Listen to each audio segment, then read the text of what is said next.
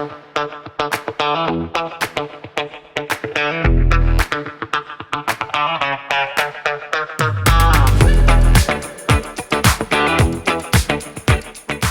for joining me in the sandbox today. We are going to be talking all about navigating conflict with your team. Specifically, we're going to be talking about how do you navigate conflict when it shows up in your team. You're going to get your own action plan on exactly how to navigate it. And it starts with, here's a little pro tip, it starts with first getting everybody to agree that there is conflict and getting everybody into agreement that we want to fix it, resolve it, change it, and transform it. You're going to get that and more in today's episode of Playing in the Sandbox. You know, I love it when I go in and work with audiences, and I always ask them this question, by a show of hands, how many of you are comfortable navigating conflict within your team, within your organization?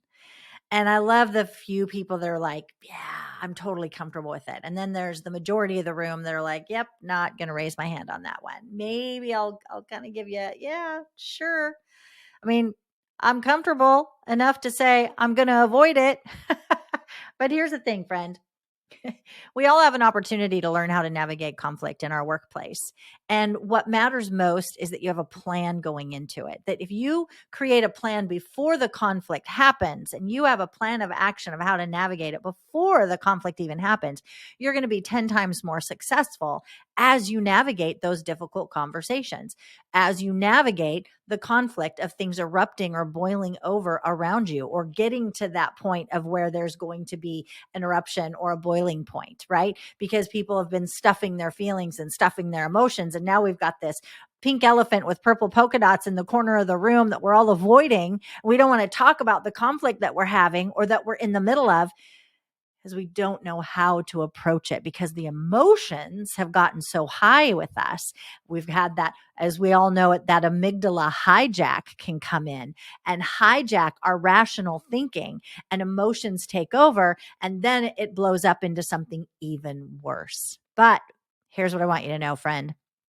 For those of you that are working on a team or leading a team, I always say, as you know, lead yourself well before you lead others. And one of the ways to do that is to have a plan of action of how you're going to navigate conflict when it comes up. Remember, it's not a matter of if it comes up, it's when it comes up. But here's the curious piece.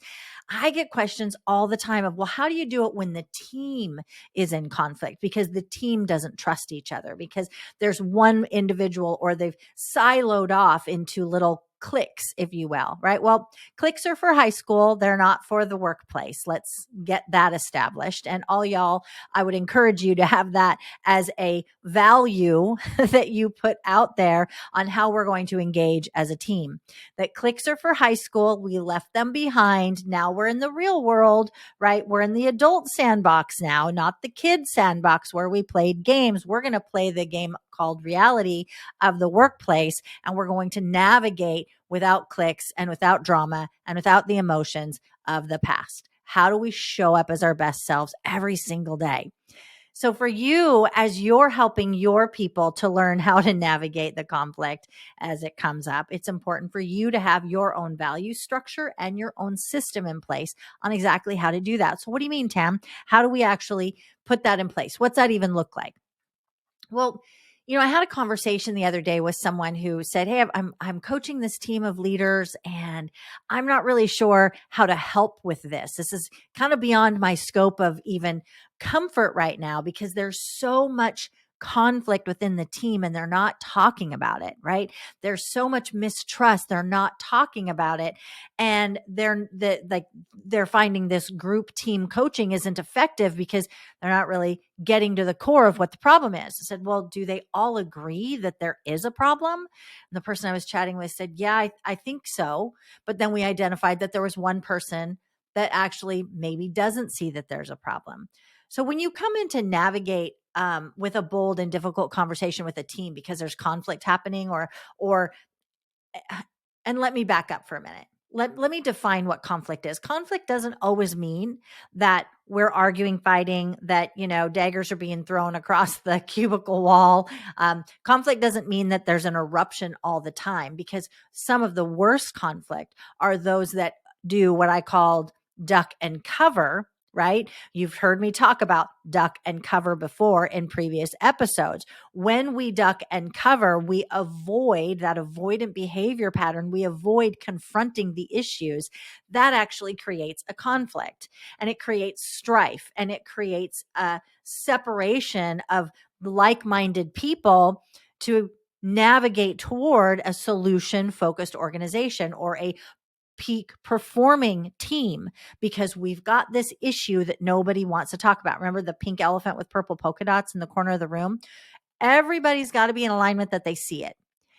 Their pink elephant may not have purple polka dots. It might just be a pink elephant, but we all know that there is a pink elephant, purple, a pink with blue polka dots, whatever it is for each individual. It's in the corner of the room, and we've been avoiding it, and it's time to bring it out, and it's time to talk about what it is so that we can actually navigate through whatever it is that's holding us back. Okay. So conflict doesn't necessarily always mean that there is contentious, behaviors happening. It could actually mean that people are avoiding one another, that people aren't talking. The ones that come into the meetings, friend, that sit there silently and they just make their notes on their page, or they just sit there and they cross their arms, and you can tell in their body language, that their arms are just, they're withdrawn. You can tell in their facial expressions. You can tell in the way that they eye roll, right? Body language is huge to watch in a team where there is unspoken conflict that's boiling, right? Watch that. When it's only one person doing the talking, right? And everybody else is just, yep. But then we go off on our merry ways. There's no action plans or by whens we're going to accomplish or achieve anything. We might have come up with some agreements, but then people aren't following through. That's something that's building conflict in the workplace. So when you have this with your team, how do you navigate it? Well, we all want to get on the same page first and identify and understand and agree that there is something that's happening.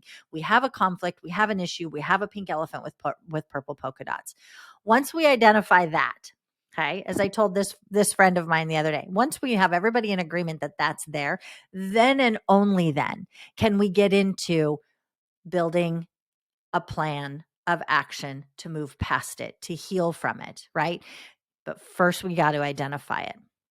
So for you to have your action plan, the questions you want to ask, leader, to the people around you, when you've identified that I believe we have a problem and we need to talk about it, it's important that we talk about it so we can move forward.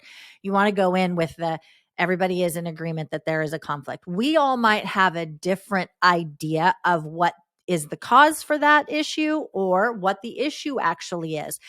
But that's okay, because we don't all have to be in agreement that it's the same issue.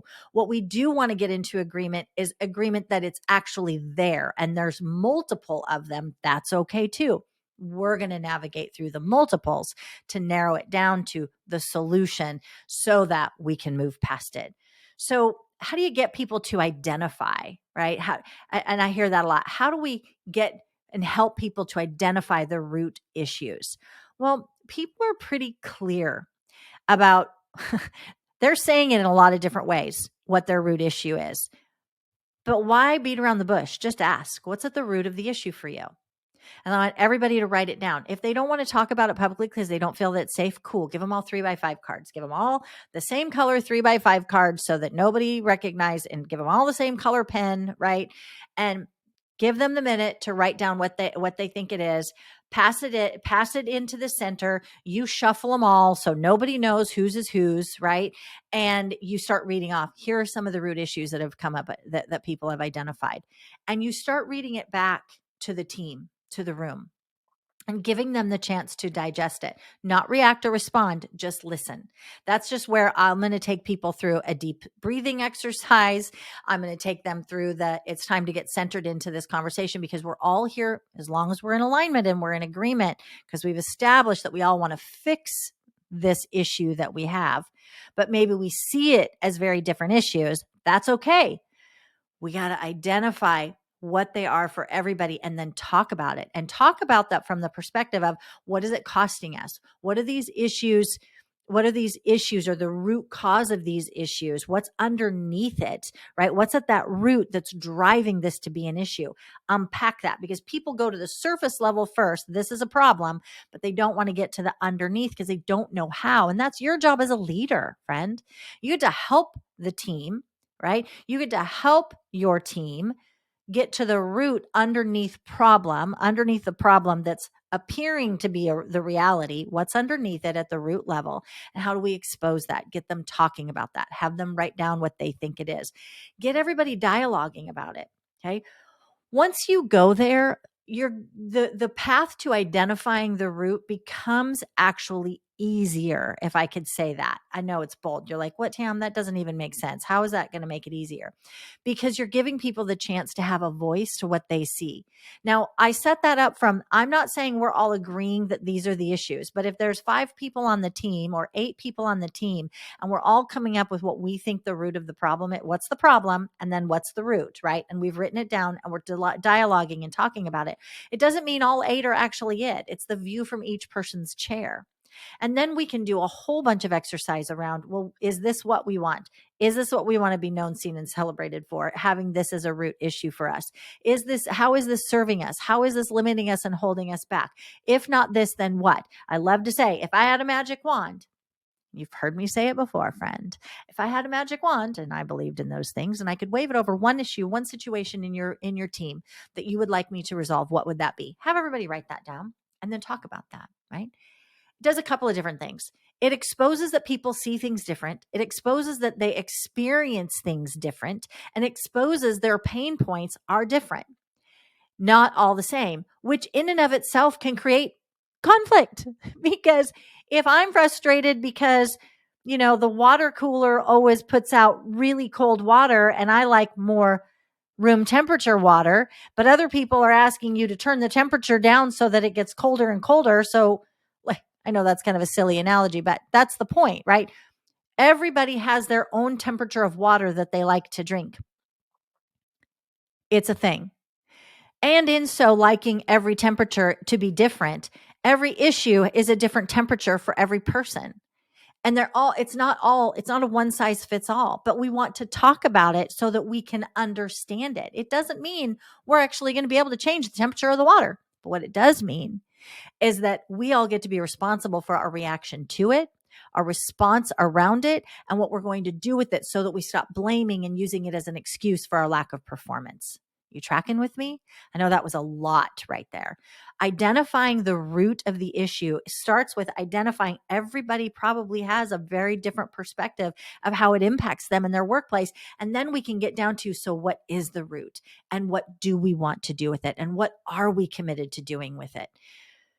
That is the first step to get people aligned on, here's the problem, this is the problem, here's what we want to fix, and here's how we're going to go about fixing it. Until you name it and everybody owns that, yes, these are the 5 things, or I have a different perspective because my pink elephant in the room always has purple polka dots, but your pink elephant may not have any polka dots. That's okay. We're still identifying that elephant is an issue. So now what do we want to do about the elephant? Right? That's important. We're getting to the root now. We're talking about what's driving this problem, right? What's at the level of underneath the surface, right? Surface level, I see it. Underneath the root is what's driving it. Let's talk about what's driving it. Is it because somebody's fallen down on the job? Is it because you've got people that aren't following timelines? Is it because you got people that aren't holding themselves accountable, or their team members? I've seen that a lot too, where a team will have a challenge because um, not everybody's held to the same level of expectation, bottom line. And so then the team has an issue. Going back to the cliques, right? Certain cliques get away with certain things, others do not. So how do you get people talking about it? Just be the one that's willing to name it and say, I see that we have a problem because we have cliques. What would be the worst case scenario if you said that, friend? Right? What would be the worst case scenario if you were the voice to say, I'm going to be bold and I'm going to put out what I see? And it might not be popular, and I'm okay with that, because if it helps me to understand you all better, if it helps us to understand the issues that we're dealing with better, then it's a win-win for everyone. Be willing to have that level of conversation. If you're not, and let me say this, because I have heard this, well, I can't because I fear for my job. I fear because of the level of authority of people that are above me. They could they could fire me if I speak up. Well, have you seen that happen before? Have you seen people get fired because they actually spoke the truth? Right? Have you seen there be consequences? Then that's what you lead with. I would love to share my view with you, leader, but I'm not able to share my view with you. I don't feel comfortable sharing my view with you because I am concerned about retaliation. Put it out there, make it clear. I'm concerned about the retaliation of others on the team, and I'd rather just try to make the fix work for me, and everybody else will figure the rest out. That's great, but that makes for an awful work environment.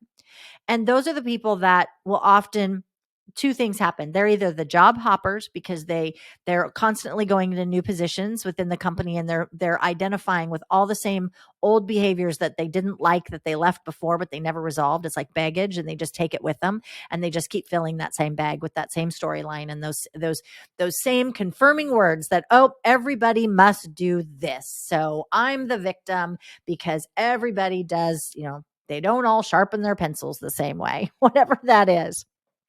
I've seen that a lot.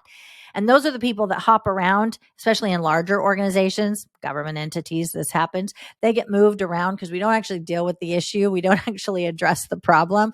We just, or for that person or with that person, because they could be part of the problem, we actually just allow them to job hop. So when you see job hopping, that probably means that we've never gotten to the root of the issue that's causing that for them. And then they're taking that baggage with them, which then causes conflict in the new team because it's a self-fulfilling prophecy. Every team does it. And that's what the person comes in looking for. So heads up on that. I know that was a little bit of a diversion there when it comes to conflict and how you navigate it. Be looking for the people that are constantly hopping around, but also the people that are also dangerous, that are unwilling to speak up because they're afraid of the retaliation and they're not going to talk about it. So somewhere at some level, we all get to the point. Get to the point. How about that? Yeah, you're welcome. We get there because there's no have to, choose to, get to, want to. We want to get to the point where we're talking about it and okay and comfortable to say, yeah, I'm worried about the retaliation because I have seen it before. And here's when I've seen it before. And I really don't want that to happen to me. And then if I'm having a conversation with somebody like that in the workplace, I'm asking them, so is this a position and a job in a company that you want to work for? Because we want people that are committing their allegiance to this company and to this position, to this job, so that we get to peak performance, so that we hit our numbers, so that we, whatever the end goal is, right? They might come back and say, no, I don't think it is. I'm okay with that. How can I support you in your what's next opportunity? I know this is another one of those how you navigate conflict. You got to be willing to have those conversations, right? Conflict happens within your teams. How do you navigate it? Be willing to have the conversation. Be willing to ask those questions. Super important.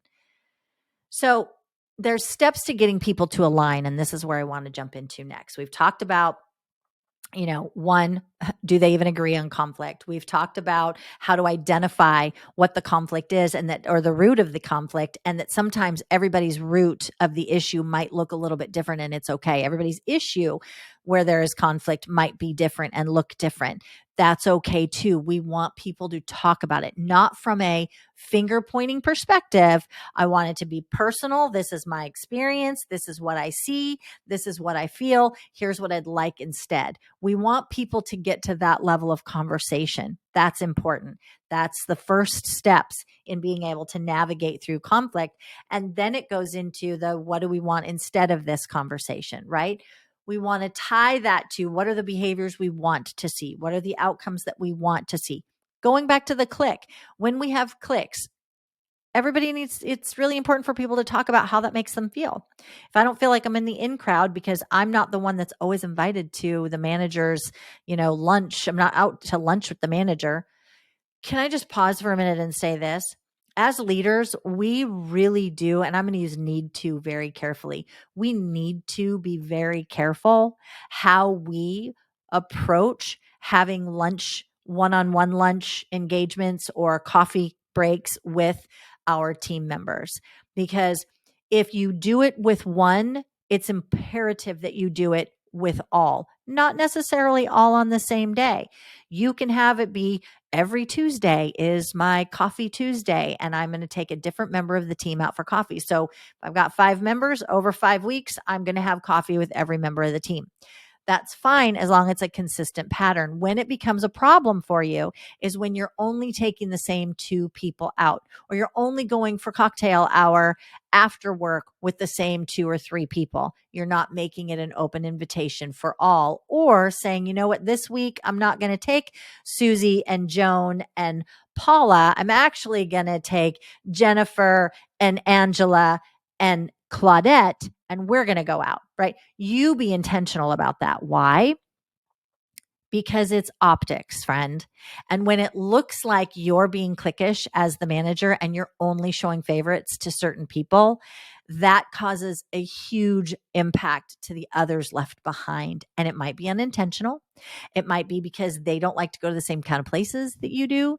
It might be because you just don't have that kind of relationship and don't know them the same way. It might be because your kids don't play on the same softball team or the same soccer team. That's okay, but you have an opportunity to be an equal opportunity manager for all on your team. Okay. Little bit of a sideline there. That's one of the bigger issues that I see that causes these cliques in organizations and in teams, because it gives the appearance of favoritism because we're always spending time. Now, you could say to me, Tam, I spend more time with the three people on the left side over here of the org chart because they're the problem. They're the ones that are challenging. They're the ones that are underperforming. The others, I'm leaving them alone.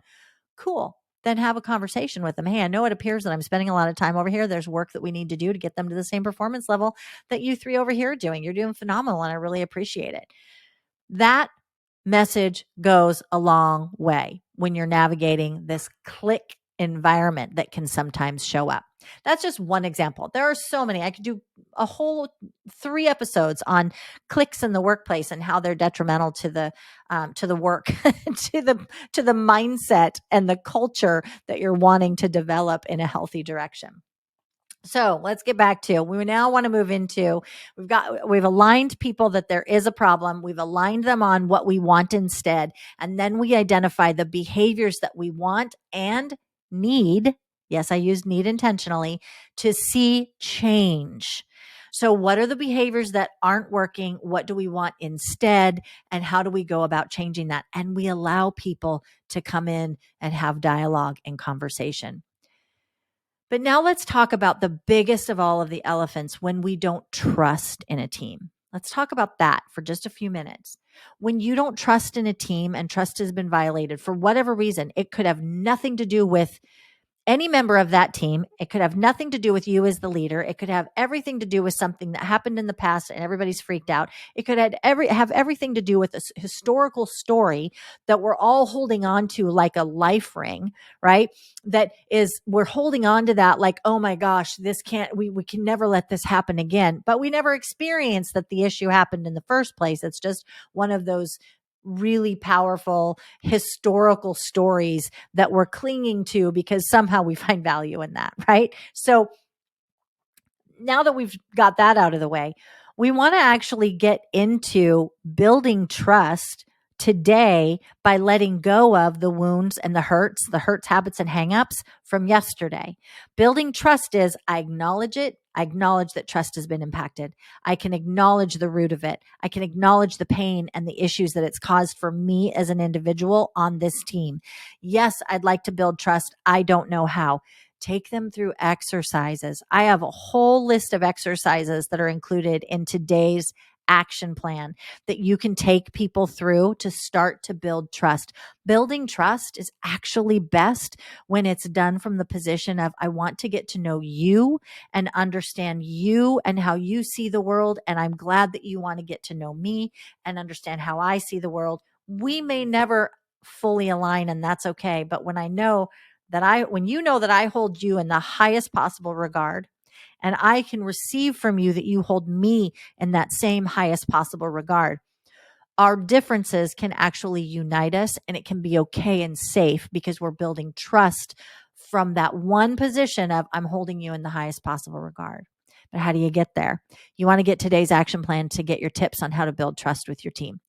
And I'm going to say it this way: building trust with your team starts with you, and you model it and then you encourage others to do it, and you be willing to talk about it. That this whole conversation around conflict with teams and how to navigate it is starts with, you got to be willing to talk about it. And I use that really powerfully to say, when we're willing to have the conversation and share in dialogue and encourage those around us to share in dialogue about the challenges that we're having, that actually is one way that we also start to build trust, that we make it okay to talk about the challenges. I'm not making you wrong. I'm not saying that you're wrong. I'm saying it's okay that we get to talk about it. And we go into this final step. We get into agreement of what we can count on each other for, so that we can move past the conflict, so that we can resolve the conflict, so that we can see that the conflict never shows up again. That's ultimately what we want, right? We want the conflict to go away and never show up again. So we can identify that are the agreements that we want to make, right? We can see that, yes, we're all in agreement. We want the conflict to go away. Will it come up again? Maybe. Would we really say, I really don't ever want it to come up again? Sure. Is that realistic? No.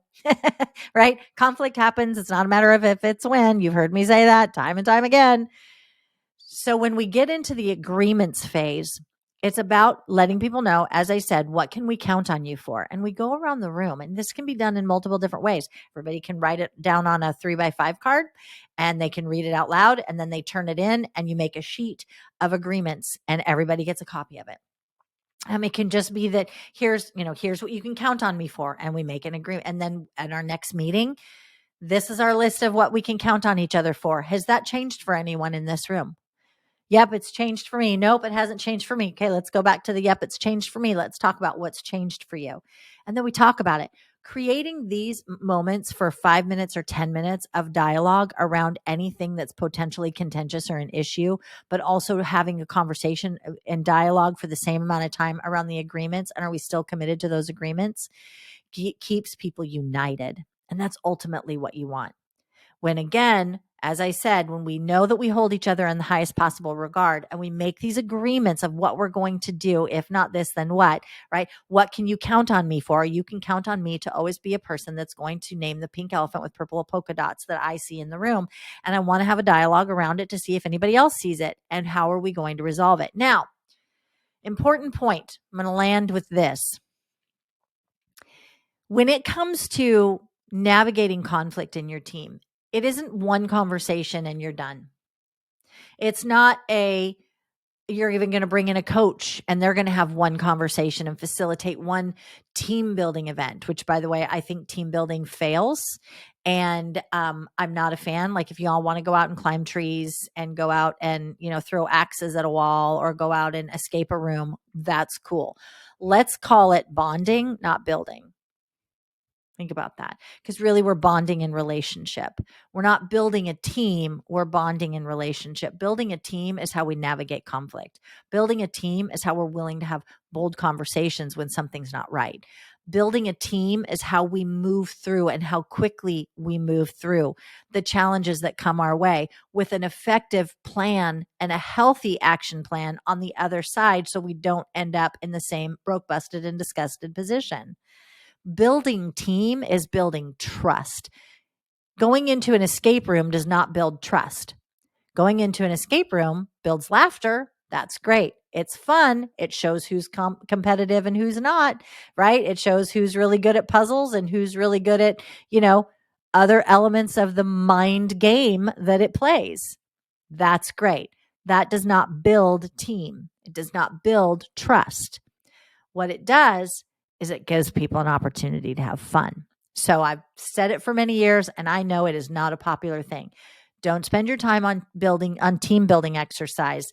Spend your time, spend your resources on bringing in somebody to help build the bonds within your team, so that you build the trust within your team first and foremost. All right. That's what it's so important. I can't tell you how many times I've seen people go out and they do these climb the trees and do these high ropes courses. And that was really fun, but they didn't give them any skills and tools to go back to the office and navigate the very conflict that causes some people to want to shove people off the top of the tree. It's a real thing.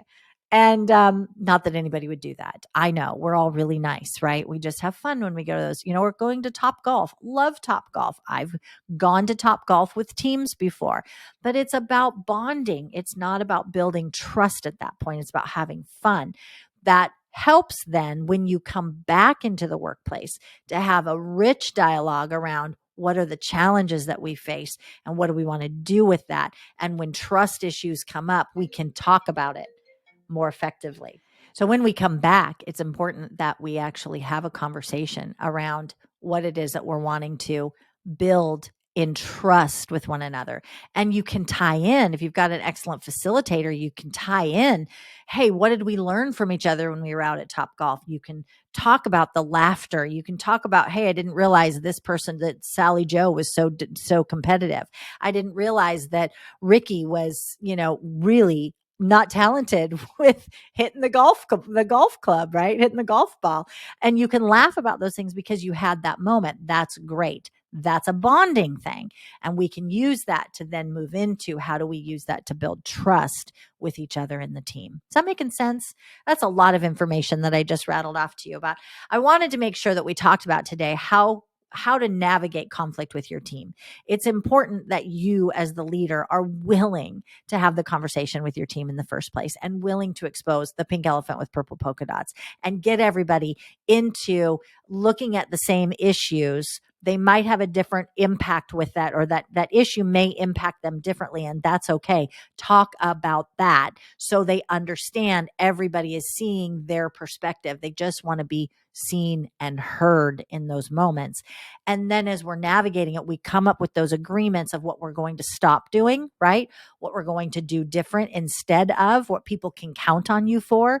And we're going to build trust at every turn. And we're going to have agreements of, if I'm challenged or struggling, how do I come to you in the future where it maybe hasn't felt safe? That every positive interaction is trust building for your team. So give them the opportunity to have positive interactions to build trust and come up with the agreements of what we're going to do and what we can count on each other for, and get those written out so everybody sees them. And that's just one of the many ways that you can start to navigate conflict from a position of strength and health within your team. Hey, thanks so much for joining me in the sandbox today. My hope is that you're leaving with new tips, tools, and strategies to navigate your personal leadership, your team leadership, and your next bold conversation. It would mean so much to me if you would share this episode with a friend or a colleague that you feel could really, truly benefit from the content that we shared here today. Third-party affirmations go a long way in today's world economy, and I would be honored if you took a moment to share the value that you gained from spending time in the sandbox. And taking it one step further, my bold request of you is to head over to wherever you download your content here for Playing in the Sandbox and leave a comment, leave a review on the value that you've gained. I'd love it if you'd leave one tip or one tool that you're taking and putting into action as a result of today's conversation in the sandbox. And don't forget to head on over to tammyjbond.com/podcast.